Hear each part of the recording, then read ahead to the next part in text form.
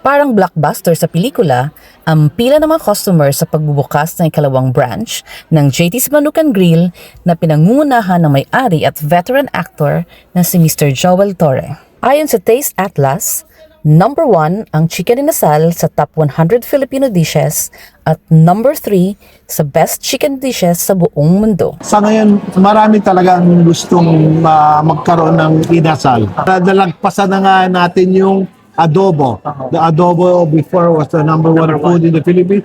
Now, surprisingly, inasal na. So, maswerte kami na dito kami natuon at dito yung ang pagkain namin. So, we're hoping to give them one of the best inasals, no? Ayon kay Mr. Joel Torre, o kilala sa tawag na JT, way of life sa Bacolod ang pagkain ng inasal kung saan matatagpuan ang original chicken inasal. Before, 3 times a week sa Bacolod, kumakain talaga kami ng inasal. Yung wife ko, nag-date kami sa mga inasal places. Nung high school ako, yun ang namin sa gabi, pagkatapos ng party, kakain ka ng inasal. So, yung kasama sa kultura namin. Kaya naman, nang magbukas sila ng ikalawang branch dito sa Dubai, authentic at original chicken inasal ang siniserve nila sa kanilang mga customers. Ang inasal, iba-ibang lasa. May matamis, may maalat, may mga ganito. So, you make your own variations of it. So, ang sa amin, the closest we can have for Bacolod, kasi alam namin ang lasa ng inasal na hindi dapat siya matamis. Tapos ganito yung mga ingredients na ginagamit. So, kailangan unang-una, kung ano ang ingredients na ginagamit mo, you have to start with a good stuff. Kailangan masarap yung raw material mo, yung chicken mo fresh, yung mga recipes at ingredients mo, talagang God. So yung iba, ini-import pa namin from Bacolod. Bukod sa blockbuster taste ng kanilang chicken inasal, paborito din dito ang sizzling kansik steak, adobong kangkong, apan-apan at marami pang iba.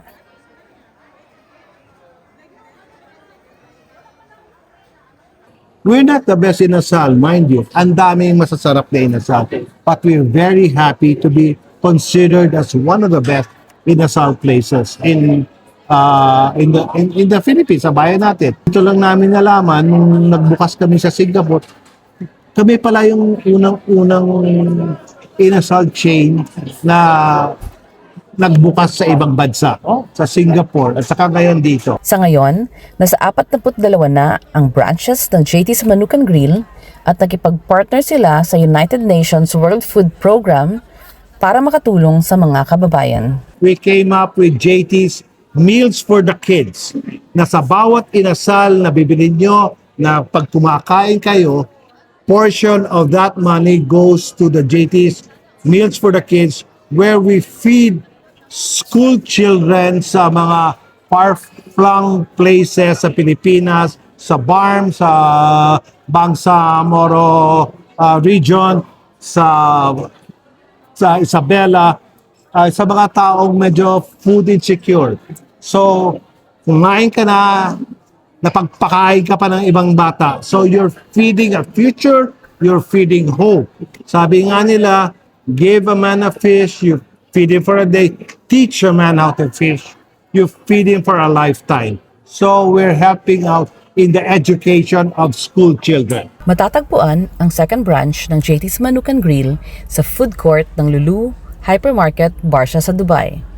Para sa karagdagang impormasyon, bisitahin ang kanilang Facebook page. Sa ating mga kababayan, ako'y hanga-hanga po sa inyo.